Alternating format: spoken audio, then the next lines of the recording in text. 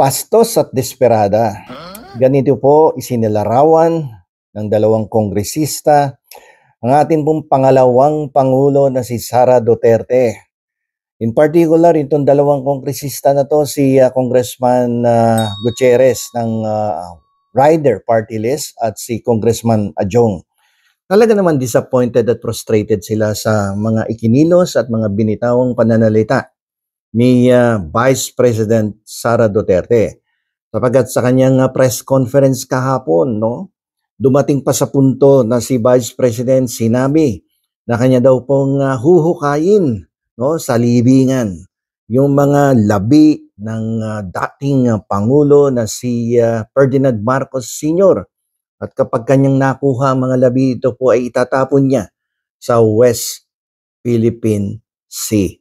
Very disappointing sapagkat sa ating mga Pilipino ay ino-honor po natin yung mga namatay na.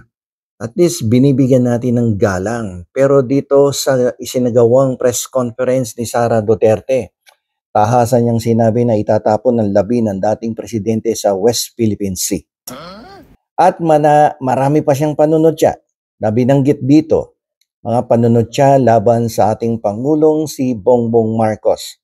Mga pananalitang hindi naaayon sa kanyang hinahawakang posisyon bilang Vice Presidente at hindi naaayon sa kanyang private profession bilang isang abogado. Maraming mga blog articles na lumabas kahapon na negatibo ang mga reaksyon na isinagawa dito kay Vice President Sara Duterte. Pero tayo sa episode na to, ang pag-uusapan natin ay yung legal aspect, yung kanyang pagiging isang abogado. Ano ang aking reaksyon doon sa kanyang mga statements, sa kanyang mga ikinilos, sa kanyang press conference kahapon bilang isang abogado? Alam nyo, si Vice President Sara Duterte ay talaga namang naharap sa maraming akusasyon laban tungkol dito sa mga misuse of public funds. In particular, marami siyang hindi masagot na akusasyon kung paano niya ginamit ang kanyang confidential funds. Lalong-lalo na yung 125 million na naubos sa loob lamang ng 11 araw. At recently nga, nagkaroon na naman ng mga additional evidence, additional testimonials coming from some officials na kung saan nadidiskubre tuloy kung paano niya ginamit yung ipinagkatiwalang pondo sa kanya ng taong bayan. So, tutukan naman natin ngayon yung kanyang pagiging abogado. Alam nyo, kapag kayo po ay isang abogado at kayo po ay binato ng mga akusasyon ng mga kalaban mo sa hanapbuhay o kaya may nagdemanda sa'yo, ay kinakailangan ng abogado ay harapin yung mga aktual na issues na kinakaharap mo. At ito ay dapat mong sagutin ng direkta at ipaliwanag na ikaw ay walang pagkakasala, na ikaw ay umaaksyon ng naayon sa batas. At ayon na rin sa iyong mga sinumpaang tungkulin bilang isang abogado. Hindi po natin to nakikita sa ating Vice Presidente. Sapagkat kahapon nga sa kanyang press conference ay instead of directly answering the issues, all the allegations and accusations against her, in particular doon nga sa misuse of public funds, ay gumamit ng diversionary tactics ang ating Vice Presidente. Nauna na nga dyan, yung puputulan daw niya ng leeg. Pangalawa, itatapon niya sa West Philippine Sea ang abo o yung labi ng ating dating presidente at marami pang panunodya. So iniintay ko kung paano niya sasagutin lahat ng aligasyon laban sa kanya. Pero nauwi nga sa diversionary tactics.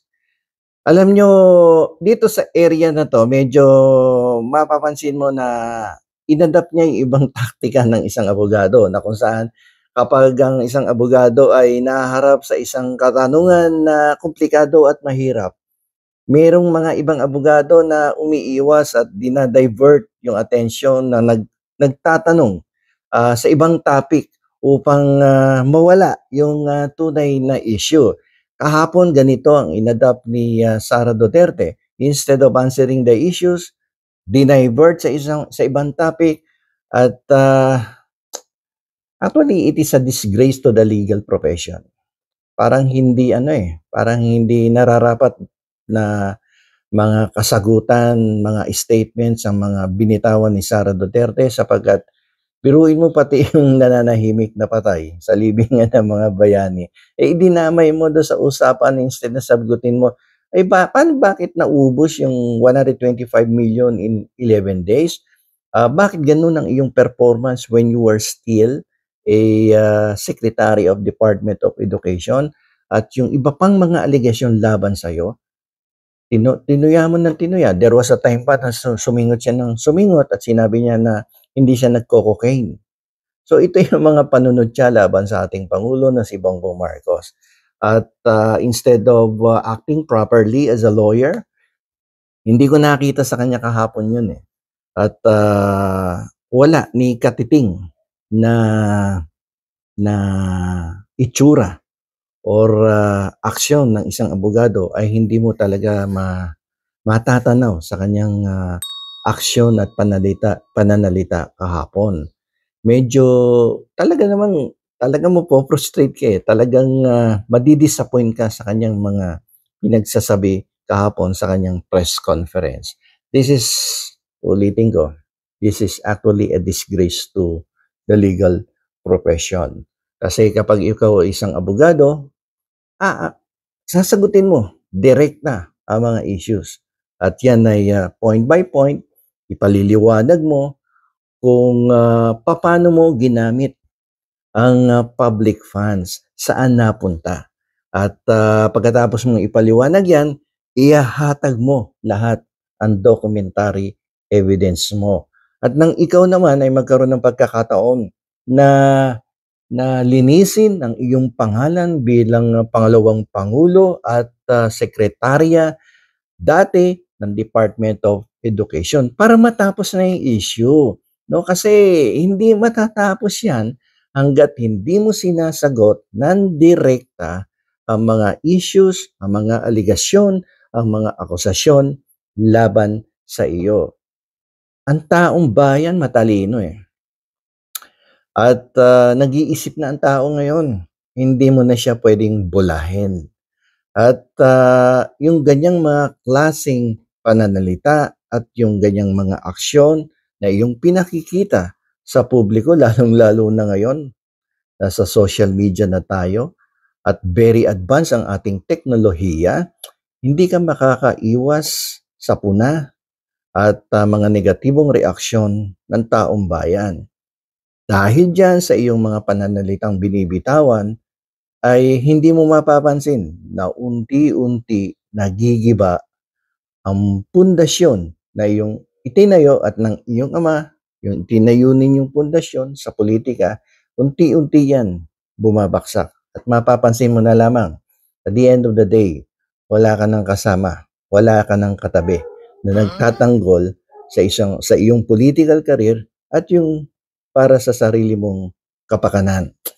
Kaya you still have time, no? Kasi kung talagang nagbabalak kang tumakbong Pangulo, ay it's about time na baguhin mo yung iyong estratehiya at taktika para i-promote ang iyong sarili para sa isang future na iyong kakaharapin, no? Bilang isang kandidato sa pagkapangulo. Sapagkat ako'y naniniwala na ikaw ay tatakbo bilang Pangulo. Otherwise, hindi ganyan ang iyong magiging uri ng pananalita.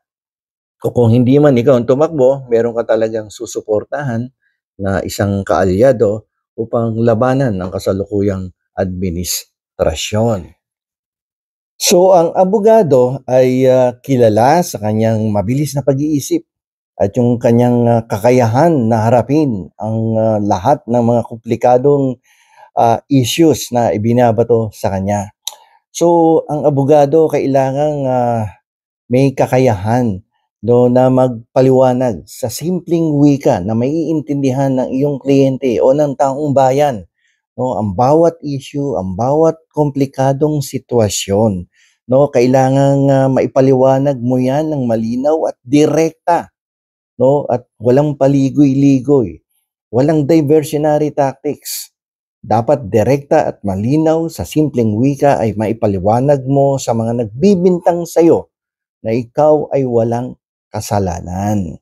Ganun dapat ang ginagawa ng isang tao na nasa legal profession. Hindi yung paligoy-ligoy, hindi yung kung ano-anong topic ang iyong binibitawan, kung ano-anong paksa ang iyong ikinakwento na walang kinalaman sa mga aligasyon na ibinabato sa iyo. Paano mo tatapusin ang mga issues na mainit na pinag-uusapan laban sa iyo kung ang iyong mga panayam, kung ang iyong mga press conference na ginagawa ay hindi sumasagot sa mga issues na iyong kinakaharap.